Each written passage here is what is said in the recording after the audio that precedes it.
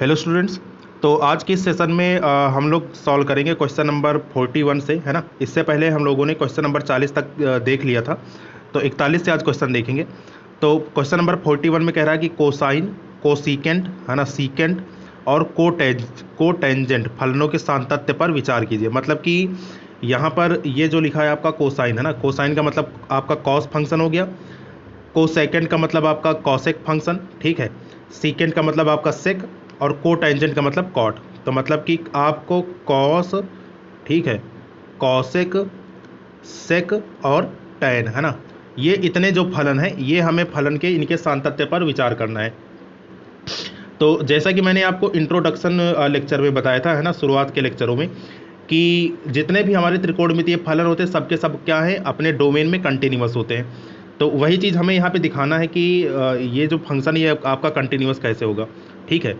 तो इसमें सर्वप्रथम हम लोग क्या करेंगे कि हमें पता है ना, इससे पहले वाले क्वेश्चन में हमने ये चीज़ देखा था कि जो हमारा साइन और कॉस होता है, ठीक है, साइन और कॉस फंक्शन होता है वो हमारा कंटिन्यूअस होता है, और उसको हमने क्या कहते हैं प्रूव करके भी देखा था। इसको एक प्रमेय के माध्यम से भी प्रूव किया था, और इसके पहले वाले क्वेश्चन में भी ये चीज़ हमने प्रूव करके देखा था कि ये जो फंक्शन होते हैं हमारे कंटिन्यूअस होते हैं। तो अब ये जो आपका साइन एक्स और कॉसेक एक्स, साइन एक्स और कॉस एक्स होगा, है ना, तो इसकी मदद से हम क्या कहते हैं कि इस चीज़ को सॉल्व करेंगे। तो चलिए क्वेश्चन पे चलते हैं। तो क्वेश्चन में जैसा कि यहाँ पे कह रहा है ना, सबसे पहले हमने क्या किया कि दो फंक्शन मान लिए कि एफ एक्स बराबर एक आपका साइन एक्स है और दूसरा जी एक्स बराबर किसके है, कॉस एक्स के, ठीक है। ये दोनों फंक्शन हमने मान लिए। अब क्योंकि हमें ये चीज़ पता है और इसको हमने क्या कहते हैं कि कई जगह प्रूव भी किया है, तो इसलिए यहाँ पे प्रूव नहीं कर रहे हैं, डायरेक्ट हम रिजल्ट लेकर चल रहे हैं। कौन सा रिजल्ट? कि हम जानते हैं कि साइन एक्स तथा कॉस एक्स एक सतत फलन है, ठीक है, ये चीज़ हमने निकाल लिया था। तथा सतत फलनों के बीजगणित से एफ एक्स तथा जी एक्स अगर कंटिन्यूअस फंक्शन हो, ठीक है, देखिए दो फंक्शन है आपका, एक फंक्शन आपका एफ एक्स हो गया, दूसरा आपका जी एक्स हो गया। तो दोनों फंक्शन अगर आपके कंटिन्यूअस हैं तो होता क्या है कि अगर दो फंक्शन आपके कंटिन्यूअस हैं तो उनका क्या कहते हैं योगफल, उनका गुणनफल, उनका भागफल, सबके सब आपस में क्या होगा, एक सतत फलन होगा, ठीक, ये चीज़ हमने सीखा था। तो उसी चीज़ का यहाँ पे यूज किया गया है ना, तो वही चीज़ यहाँ पे लिखा गया है कि बीजगणित से एफ एक्स तथा जी एक्स सतत फलन हो तब एफ एक्स अपॉन जी एक्स, है ना। शर्त ये होनी चाहिए कि यहाँ पे ये जो आपका हर होना चाहिए ये आपका जीरो के बराबर ना हो, ठीक है, तभी आपका सतत फलन होगा। वन अपॉन एफ एक्स, ठीक है, किसको छोड़कर, f x does not equal to zero को छोड़कर, और वन अपॉन जी एक्स, ये भी क्या होंगे, एक आपके सतत फलन होंगे, ठीक है। तो अब चलिए क्वेश्चन चालू क्या कहते हैं चालू करते हैं। तो अब यहाँ पे देखो सबसे पहले बात करते हैं कॉसेक एक्स की, है ना, कॉसेक एक्स की। तो कॉसेक एक्स देखिए जो आपका है, इसको मैं क्या लिख सकता हूँ, इसको मैं लिख सकता हूँ वन अपॉन साइन एक्स, ठीक है। अब क्योंकि यहाँ पे साइन किस में है, डिनोमिनेटर में है, हर में है, तो आपको पता है कि हर में आपका जीरो नहीं होना चाहिए। तो हमने क्या किया कि साइन एक्स को जीरो होने से यहाँ पे रोक लिया कि साइन एक्स आपका डज नॉट इक्वल टू जब जीरो होगा तब ये जो आपका कॉसेक एक्स होगा ये क्या होगा, आपका सतत फलन होगा, ठीक। तो अब सवाल ये है कि साइन एक्स जीरो कहाँ पे होता है, ठीक है, साइन एक्स हमारा जीरो कहाँ पे होता है। अगर जनरल हम बात करें तो देखिए अगर साइन के हम ग्राफ की बात करें, ठीक, तो ये साइन का ग्राफ कुछ ऐसे आपका इस तरीके से बनता है ना। तो यहाँ पर ये वाला बिंदु आपका जीरो होता है, ठीक है, ये वाला बिंदु आपका पाई होता है, इसी प्रकार ये यहाँ पे आपका 2 पाई होता है, और ये यहाँ पे आपका कितना होता है, 3 पाई ये आपका होता है। तो मतलब कि अगर हम देखें तो 0 पाई, 2 पाई, 3 पाई, इसी प्रकार आगे 4 पाई, है ना, और इसी तरीके से चलते चलते जो आपका n पाई होगा, ठीक है, जहाँ जहाँ n पाई हमें देखने को मिलेगा वहाँ वहाँ साइन की वैल्यू क्या होगी, जीरो होगी। तो इसका मतलब कि अगर हम इन जनरल बात करें, ठीक है, तो साइन पाई आपका साइन एक्स आपका जीरो कहाँ पे होता है, एक्स बराबर n पाई पे, ठीक है। तो मतलब कि यहाँ पे हमने क्या किया कि sine x does not equal to zero के लेकर चीज़ चले, है ना यहाँ पे। तो इसका मतलब क्या है कि जब x बराबर आपका n पाई नहीं होगा, ठीक है, तब ये जो हमारा कॉसेक एक्स है, ठीक है, कॉसेक एक्स है, ये क्या होगा, हमारा सतत फलन होगा, ठीक है। तो वहीं पे हमने लिख लिया कि क्या कहते हैं कॉसेक एक्स बराबर वन अपॉन साइन एक्स, और क्योंकि ये साइन एक्स आपका हर में है तो हर आपका जीरो के बराबर नहीं होना चाहिए, तो मतलब साइन एक्स आपका जीरो के बराबर ना हो, तो साइन एक्स आपका जीरो कहाँ पे नहीं होगा, वो जब एक्स बराबर एन पाई होगा, ठीक है। और एन क्या है, एन हमारा बिलोंग्स टू जेड है, जेड मतलब कि सेट ऑफ हमारा इंटीजर्स, ठीक, इंटीजर वैल्यू जब हम लेंगे पूर्णांक संख्याएँ तभी हमें क्या देखने को मिलेगा, एन मतलब कि ये चीज़ हमारा जीरो के बराबर होगा, ठीक है। तो ये हमने यहाँ पे लिख लिया। तो मतलब कि हम यहाँ पे क्या कह सकते हैं कि अतः कॉसेक एक्स, एक्स बराबर एन पाई को छोड़कर, ठीक है, क्योंकि एन पाई पे ये हर आपका जीरो हो जाएगा ना, तो एन पाई को छोड़कर सभी बिंदुओं पर क्या होगा, सतत होगा। ठीक, तो वही यहाँ पे लिखा गया कि अतः कॉसेक एक्स एक्स बराबर एन पाई, और एन कौन है, एन बिलोंग्स टू जेड के अतिरिक्त सभी बिंदुओं पर क्या है, सतत है। ठीक, तो ये हमने कॉसेक एक्स के लिए लिख लिया। ठीक है, अब बात करते हैं सेक एक्स की। ठीक है, तो ये हमने लिख लिया इसके लिए। अब बात करते हैं किसकी, सेक एक्स की। तो देखिए अगर सेक एक्स की हम लोग बात करें तो ये हमारा हो गया कितना, ठीक है, सेक एक्स को हम लोग क्या लिख सकते हैं, सेक एक्स को हम लिख सकते हैं कितना, 1 अपॉन कॉस एक्स। ठीक है, ये हमें लिखा जा सकता है। फिर से देखिए ये कॉस एक्स किस में है, हर में है, और हर आपका 0 के बराबर नहीं होना चाहिए। तो आपका ये कॉस एक्स है, ये आपका 0 के बराबर नहीं होगा, तो cos x does not equal to 0। ये कैसा फंक्शन हो गया, सतत फलन हो गया। ठीक है, तो मतलब कि जब आपका कॉस एक्स 0 के बराबर ना हो तब ये क्या होगा, तब ये आपका कंटिन्यूअस फंक्शन होगा, खाली इस मान को छोड़कर। ठीक है, तो अब जरा देखते हैं कि कॉस एक्स आपका 0 कहाँ कहाँ पे होता है। तो जो कॉस एक्स होता है वो हमारा 0 होता है 2n+1 पाई/2 पे, है ना। जो हमारा कॉस एक्स होता है वो होता है 2n+1 पाई/2 पे, जिसको हम लोग विषम पाई/2 भी कहते हैं, है ना। ये 2n+1 को क्या बोला जाता है, विषम संख्या बोला जाता है। तो इसको हम विषम पाई/2, या फिर अगर अंग्रेजी में बात करें, ठीक है, तो इसी चीज़ को हम लोग लिख सकते हैं ऑड पाई/2। तो मतलब कि ऑड पाई/2 पे क्या होगा, हमारा जो कॉस का फंक्शन होगा वो हमारा 0 होता है। ठीक, कैसे, जरा देखिएगा। कॉस का ग्राफ कुछ आपका इस प्रकार से चलता है ना, यहाँ पे ये आपका 0 होता है। ठीक है, तो जब 0 पे, इसीलिए कॉस 0 की वैल्यू कितनी होती है, 1 के बराबर होती है। ये हमारा होता है पाई/2। ठीक है, ये हमारा 90, ये हमारा पाई, और ये हमारा कितना होता है, ये हमारा होता है 3 पाई/2।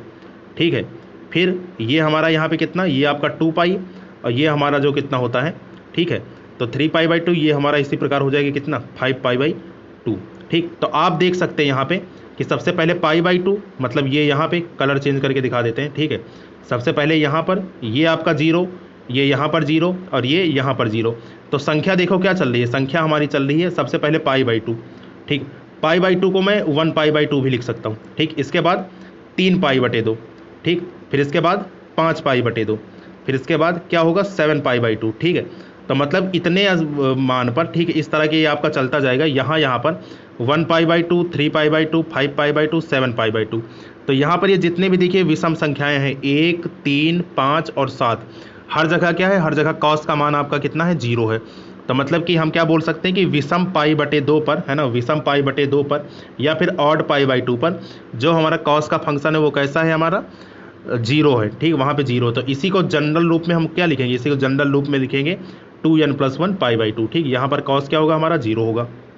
ठीक, तो वही चीज़ यहाँ पे लिख ली गई कि जब x आपका बराबर नहीं होगा 2n+1 पाई/2 के, तो इसको छोड़कर, ठीक, क्योंकि ये हमें नहीं लेना, अगर ये हम ले लिए x का मान अगर इसके बराबर हो गया तो 1 अपॉन में क्या हो जाएगा, 0 हो जाएगा। ठीक, ये जबकि नहीं होना है, तो उसी को हम लिख सकते हैं कि अतः सेक x बराबर 2n+1 पाई/2 और n बिलोंग्स टू z के अतिरिक्त सभी बिंदुओं पर क्या होगा, ये हमारा कंटिन्यूअस होगा।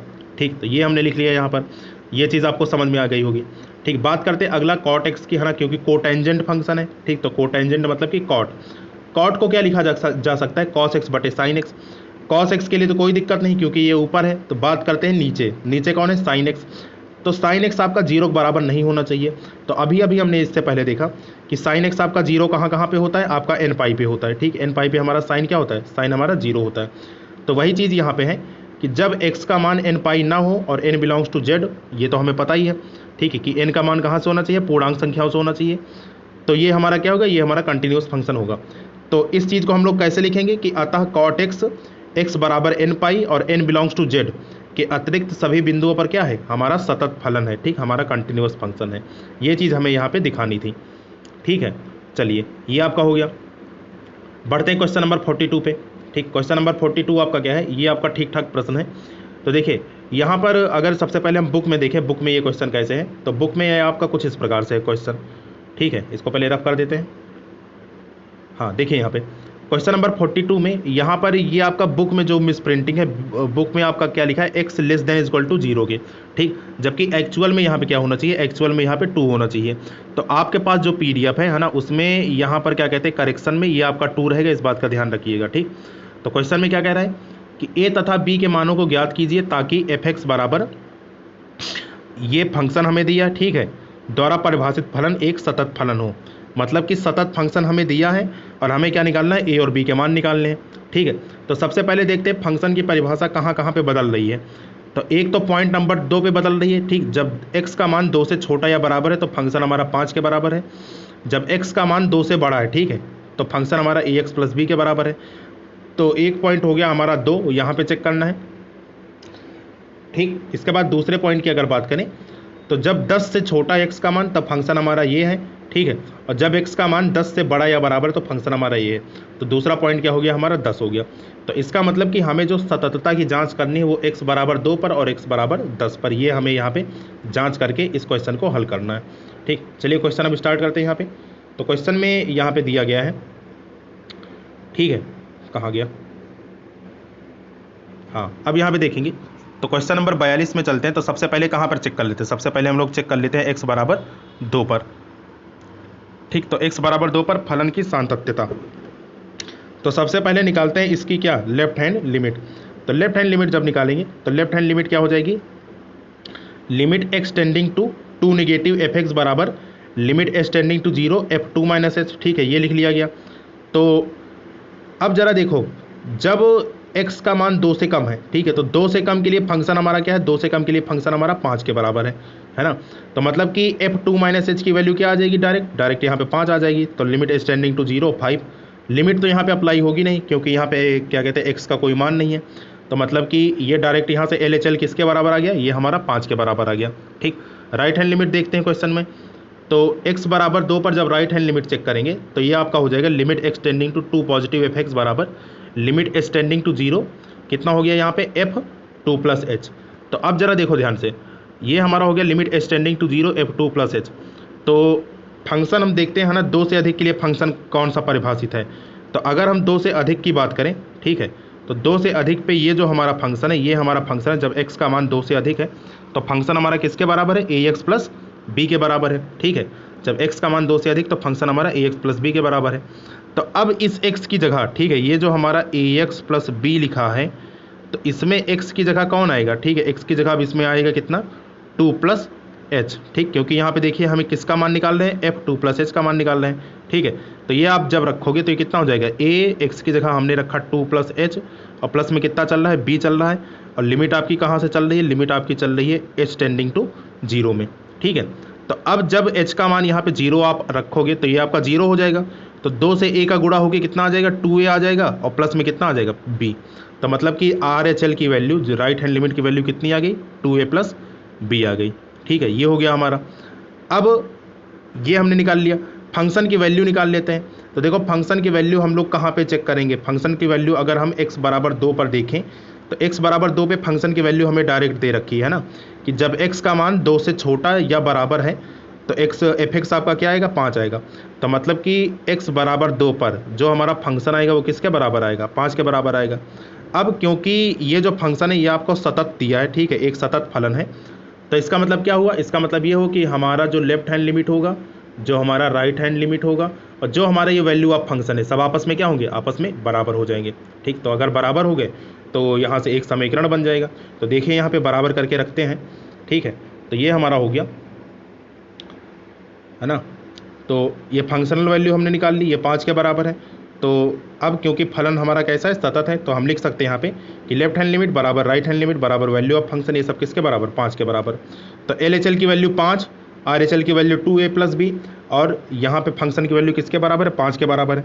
किसी दो चीज़ को आपस में बराबर कर लो, ठीक है। तो किसी दो चीज़ को बराबर करेंगे तो इन दोनों को जब बराबर करोगे तो 2a प्लस बी बराबर किसके आ गया, यह आ गया आपका 5 के बराबर, और इसको हमने क्या नाम दे दिया, समीकरण नंबर 1। तो एक समीकरण तो यहाँ से बन गया, दूसरा समीकरण अब बना लेते हैं x बराबर 10 से, ठीक है। तो अब क्या करते हैं कि x बराबर 10 पर फलन की सातत्यता की जांच करते हैं। तो जब x बराबर 10 पर जांचेंगे तो देखिए सबसे पहले निकालते हैं यहाँ पे क्या, लेफ्ट हैंड लिमिट। तो लेफ्ट हैंड लिमिट आपका क्या हो जाएगी, लिमिट एक्सटेंडिंग टू 10 नेगेटिव, है ना, ये आपका 10 नेगेटिव एफ एक्स बराबर limit x tending to 0 f 10 minus h. तो देखिए जब x का मान 10 से छोटा है ना, तो 10 से छोटा के लिए कौन सा फंक्शन है, ठीक। तो यहाँ पे अगर हम बात करें तो जब x का मान 10 से छोटा है तो 10 से कम के लिए, है ना, x लेस देन 10 के लिए फंक्शन हमारा क्या है, ax प्लस बी है। अब इस ax प्लस बी में, ठीक है, ax प्लस बी में x की जगह क्या रखेंगे, x की जगह रखेंगे 10 माइनस एच, है ना, x की जगह क्या रखेंगे, 10 माइनस एच, और प्लस में कितना b रखेंगे, ठीक है। तो ये यहाँ पे हमारा क्या कहते हैं कि हम लोगों ने इसको रख लिया। तो देखिए यहाँ पे, तो ये हमने x की जगह कितना रखा 10 माइनस एच और प्लस में कितना b। लिमिट जब आप ऑपरेट यहाँ पे करोगे तो ये h का मान कितना हो गया, h का मान 0 हो गया। तो मतलब 10, यहाँ पे देखिए यहाँ ब्रैकेट में आपका क्या चल रहा है, ब्रैकेट में यहाँ पे चलेगा a ब्रैकेट में 10 और h की जगह आपने 0 रख लिया, तो 10 माइनस 0 प्लस में b। तो जब गुणा होगा तो ये कितना आ जाएगा 10a प्लस b। तो ये हमारा यहाँ से क्या आ गया, ये हमारा आ गया लेफ्ट हैंड लिमिट। अब निकाल लेते हैं क्या, अब निकाल लेते हैं राइट हैंड लिमिट। तो राइट हैंड लिमिट डायरेक्ट आपको दी गई है ना, वो किसके बराबर है, 21 के बराबर है। तो राइट हैंड लिमिट जब निकालेंगे तो limit x tending to 10 plus f x बराबर लिमिट h टेंडिंग टू 0।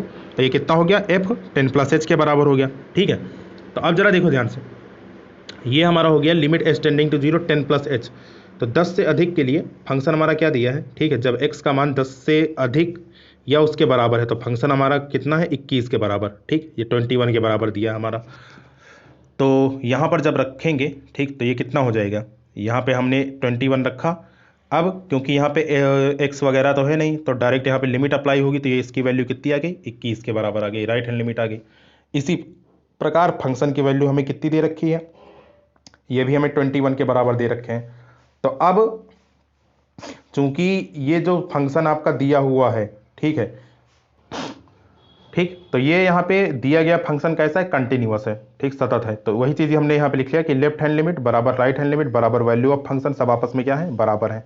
तो जब इसको बराबर करेंगे तो देखिए आपका कितना हो गया, तो ये हमारा हो गया, ठीक है, तो ये हमारा हो चुका कितना 10a प्लस बी, ये हमारा निकला था किसकी लेफ्ट हैंड लिमिट, 21 हमारा राइट हैंड लिमिट, और वैल्यू ऑफ फंक्शन में कितना था 21 था। तो किसी दो को बराबर कर लेंगे, तो ये चीज़ हमने बराबर कर लिया यहाँ पे। ठीक है, तो 10a प्लस बी बराबर किसके आ गया, 21 के आ गया। ये हमने बना लिया समीकरण नंबर 2। तो समीकरण 1 हमारा ऊपर बना था, ठीक, समीकरण 1 कहाँ था, ये था 2a प्लस बी, और समीकरण बी हमारा क्या बना, समीकरण 2 हमारा बना 10a प्लस बी। दोनों समीकरण को घटाएंगे जब, है ना, तो यही चीज़ यहाँ पे लिखी गई है कि समीकरण 1 में से क्या किया, 2 को घटा दिया गया। तो 2a प्लस बी बराबर 5 और 10a प्लस बी बराबर 21। घटाएंगे, चिन्ह बदलेंगे, तो ये दोनों आपके कैंसिल हो जाएंगे। तो 2 में से 10 गया कितना आया, -8a बराबर किसके, 5 माइनस 21 माइनस 16 के। तो यहाँ से माइनस कैंसिल हो गया, तो a बराबर कितना आ जाएगा, 2 आ जाएगा, a का मान आ गया। अब a का मान समीकरण 1 में रख दो। तो जब समीकरण 1 में a का मान रखेंगे तो 2a प्लस बी बराबर 5 आपका समीकरण 1 दिया है, तो a बराबर यहाँ पे 2 रखोगे, तो 2 गुणे 2 प्लस b बराबर 5, तो b बराबर कितना आ गया, 1 आ गया। तो मतलब a बराबर 2 और b बराबर 1, ये रहेगा समीकरण का मान। ठीक, तो ये हमारा क्वेश्चन कंप्लीट हो गया। अगले क्वेश्चन पे चलते हैं। तो हाँ, अब यहाँ पे सबसे पहले देख लेंगे, ठीक, कि कौन कौन से क्वेश्चन हमें करने हैं, क्योंकि देखिए जो हमारा सिलेबस है, ठीक है, तो उस सिलेबस के हिसाब से ही हम क्वेश्चन देखेंगे। तो सिलेबस में जो क्या कहते हैं कि रिलेशन और फंक्शन, जो हमने क्या कहते हैं पहला टॉपिक पढ़ा था, पहला चैप्टर हम लोग यहाँ पे कवर किए थे, तो उसमें जो हमारा क्या कहते हैं फलनों का संयोजन था, ठीक, कंपोजिशन ऑफ फंक्शन। तो उस कंपोजिशन ऑफ फंक्शन क्या है कि अब की बार ये आपके सिलेबस में नहीं है, ठीक है, ये चीज़ हमें सिलेबस में नहीं दिया गया है। तो अब वो कंपोजिशन ऑफ फंक्शन हमें सिलेबस में नहीं दिया गया, तो उससे रिलेटेड ये जो क्वेश्चन है, ठीक, तो ये भी आपके ऑटोमेटिक सिलेबस में नहीं है। क्योंकि यहाँ पर देखिए, यहाँ पर इन तीनों क्वेश्चन में आपका गॉफ, मतलब कि ये एक गॉफ होता है, ठीक, और एक आपका होता है फॉग, ठीक है, इसके कॉन्सेप्ट यहाँ पे लगेंगे। तो ये चीज़ हमें क्या है कि ये चीज़ हमने पढ़ी नहीं रखी है, ठीक है, क्योंकि ये हमारा सिलेबस में नहीं है, लेटेस्ट सिलेबस में, तो इसलिए यहाँ पर ये तीनों क्वेश्चन आपके सिलेबस में नहीं होंगे। तो आपको क्या करना है कि क्वेश्चन नंबर 43, 44 और 45, ठीक है, ये आपको नहीं करने हैं, और ये आपका पूछा भी नहीं जाएगा, क्योंकि वो चीज़ सिलेबस में नहीं है, तो ये भी ऑटोमेटिक सिलेबस से बाहर हो गई। ठीक है, तो इसको छोड़ देंगे, ठीक। तो क्वेश्चन नंबर 43, 44 और 45, ठीक, 43, 44 और 45 ये आपका सिलेबस में नहीं है। लास्ट क्वेश्चन जो बचता है क्वेश्चन नंबर 46, ठीक, इस प्रश्नावली का, ये क्वेश्चन देख लेते हैं, ठीक है, ये क्वेश्चन हमारा बढ़िया क्वेश्चन है। तो क्वेश्चन नंबर 46 देखेंगे यहाँ पे, ठीक है, तो ये रहा क्वेश्चन हमारा। देखिए क्वेश्चन में क्या कहा गया है ना, कि एफ एक्स बराबर mod x minus mod x plus 1 द्वारा परिभाषित फलन एफ के सभी असांतत्य के बिंदुओं को ज्ञात कीजिए। ठीक है, तो फंक्शन हमारा कैसा दिया है, मॉड एक्स दिया है और मॉड में एक्स प्लस 1 दिया है। ये आपके दो अलग अलग फंक्शन है, ठीक है, मॉड एक्स आपका एक अलग फंक्शन हो गया और मॉड एक्स प्लस 1 ये आपका अलग फंक्शन हो गया। तो हम क्या करेंगे कि इन दोनों को अलग अलग कोई फंक्शन के बराबर मान के और दोनों को अलग अलग सॉल्व करेंगे और फिर हम दिखा देंगे कि क्या कहते हैं कि क्योंकि यहाँ पे ये माइनस में है ना, यहाँ पर देखिएगा ये माइनस में है, तो अगर हमारा ये फंक्शन मतलब मॉड एक्स ये कंटिन्यूअस हो गया और मॉड एक्स प्लस वन ये कंटिन्यूअस हो गया, तो जाहिर सी बात है कि अगर आपके दो फंक्शन जी एक्स और एच एक्स कंटिन्यूअस हैं तो उनका क्या कहते हैं कि घटाव मतलब कि उनका सब्सट्रैक्शन भी क्या होगा, आपका कंटिन्यूअस फंक्शन होगा, ऐसा हमने सीखा है। ठीक, तो यहाँ पे हम मान लेते हैं ठीक है कि ये जो आपका मॉड एक्स है ठीक, ये किसके बराबर, जी एक्स के बराबर है, क्योंकि एफ एक्स हम पहले ही ले चुके हैं। ठीक है, तो हम लोग क्या करेंगे कि जी एक्स और एच एक्स दो अलग अलग फंक्शन यहाँ पे लेके सॉल्व करेंगे इसको। ठीक है, तो हमने मान लिया कि माना जी एक्स बराबर किसके दिया, मॉड एक्स के दिया है, और एच एक्स बराबर किसके दिया, मॉड एक्स प्लस वन के दिया है। ठीक, तो अब ये सिंपल सा मॉड का क्वेश्चन बन गया जिसको हमें सतत सिद्ध करना है। ठीक, ऐसे क्वेश्चन आपको कराए गए हैं, तो एक बार फिर से देख लेंगे यहाँ पे, तो चीज़ें आपकी क्या हो जाएंगी, रिवाइज हो जाएंगी। ठीक, तो देखो, तो क्वेश्चन में सबसे पहले हम किसको लेकर चलेंगे, मॉड एक्स को लेकर चलेंगे। अब आपको पता है कि मॉड एक्स में ये जो एक्स है ठीक है, ये कहाँ पर आपका टूटता है, इसका ब्रेकिंग पॉइंट क्या है, एक्स बराबर जीरो पर। ठीक है, एक्स बराबर जीरो पर ये आपका टूट रहा है, तो मतलब कि जो फंक्शन की हमारी डेफिनेशन चेंज होगी वो कहाँ पे चेंज होगी, यहाँ पे चेंज होगी, जीरो पे चेंज होगी। तो जब x का मान जीरो से बड़ा या उसके बराबर है तो ये जो मॉड x है ये किस में टूटेगा, प्लस के x में टूटेगा। ठीक है, तो ये हमने लिख लिया। और जब x का मान जीरो से छोटा है तो मॉड x किस में टूटेगा, माइनस एक्स में टूटेगा। ठीक है, तो मतलब कि इसका मतलब क्या हुआ, इसका मतलब ये हुआ कि जो हमें फंक्शन की कंटिन्यूटी चेक करनी है वो कहाँ पे चेक करनी है, x बराबर जीरो पर। ठीक, तो यहाँ पर हमें इसकी कंटिन्यूटी चेक करनी है।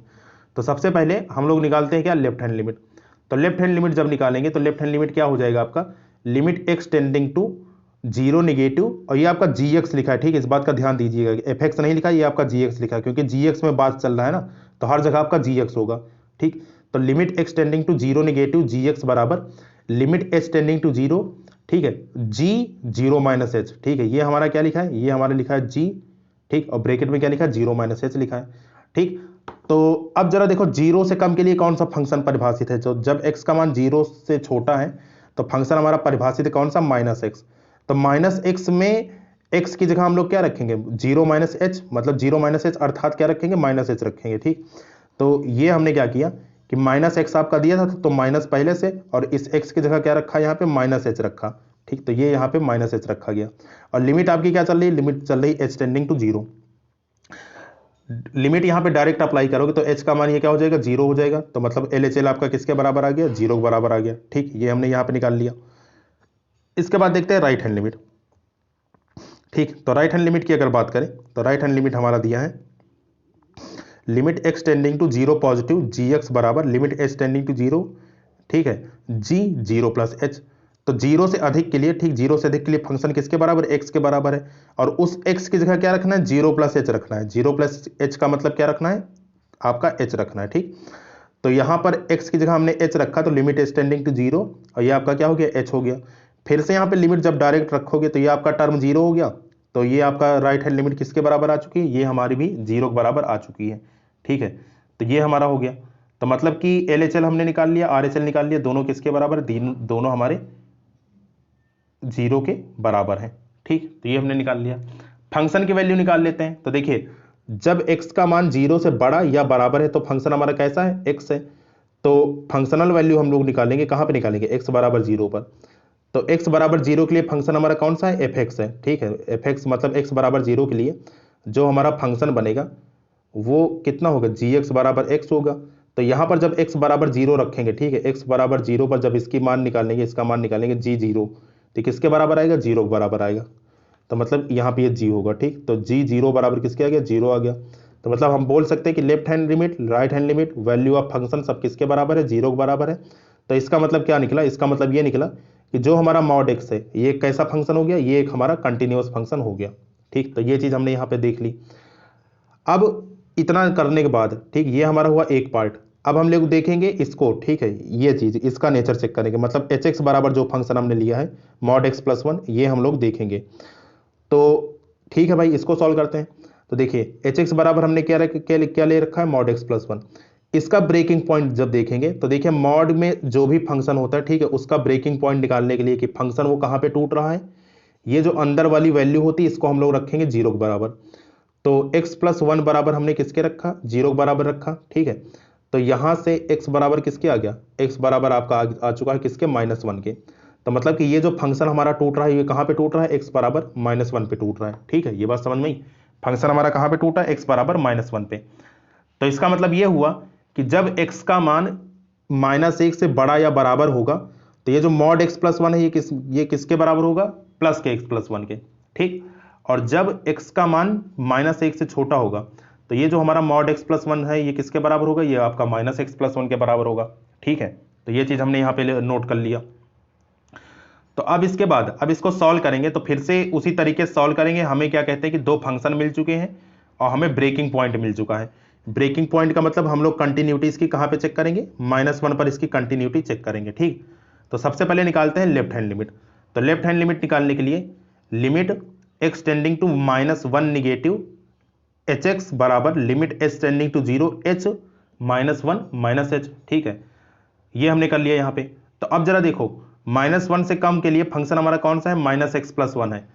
इस -x प्लस 1 में x की जगह क्या रखोगे, x की जगह रखोगे -1 -h। ठीक, तो यहाँ पर जब x की जगह -1 -h रखोगे तो ये माइनस पहले से, इसकी जगह आपने रखा -1 -h और +1 आपका पहले से है तो ये +1 से -1 कटेगा।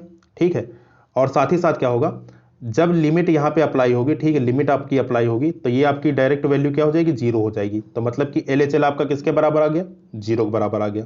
ठीक है, तो ये हमने यहाँ पे सॉल्व कर लिया। अब निकालेंगे इसकी क्या, इसकी निकालेंगे राइट हैंड लिमिट।